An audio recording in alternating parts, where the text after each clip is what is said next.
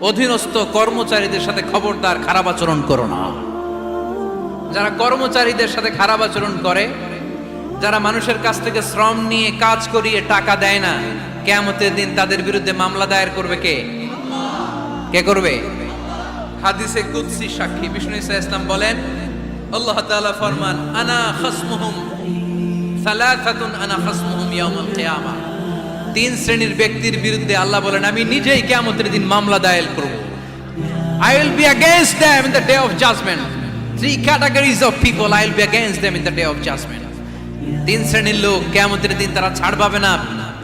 আল্লাহ বলেন, আমি নিজেই তাদের বিরুদ্ধে মামলা দায়ের করব। এর মধ্যে এক শ্রেণীর লোক হচ্ছে রাজুলুন ইস্তাজারা জিরান ফাস্তাউফা মিনহু ওয়া লাম ইয়াতি আজরা। একজন শ্রমিক ভাড়া করে তার কাছ থেকে কাজ নিয়েছে, কিন্তু তার পারিশ্রমিক আদায় করে নাই। এরকম আছে না নাই? দাপট দেখায়। মেহনতি মানুষ, খেটে খাওয়া মানুষ, এদের দোয়া কবুল হয়ে যায়। আতুল আজিরা আজরাহু ক্বাবলা আন ইয়াজিফা আরাকুহু। খবরদার, বিশ্বনবী বললেন, শ্রমিকের ঘাম শুকিয়ে যাওয়ার আগে তাদের পারিশ্রমিক মিটিয়ে দাও। বিশ্বনবীর বিখ্যাত হাদিস, আতুল আজিরা আজরাহু ক্বাবলা আন ইয়াজিফা আরাকুহু। শ্রমিকের ঘাম মাটিতে লাগার আগে, শুকিয়ে যাওয়ার আগে তাদের পারিশ্রমিক মিটিয়ে দাও।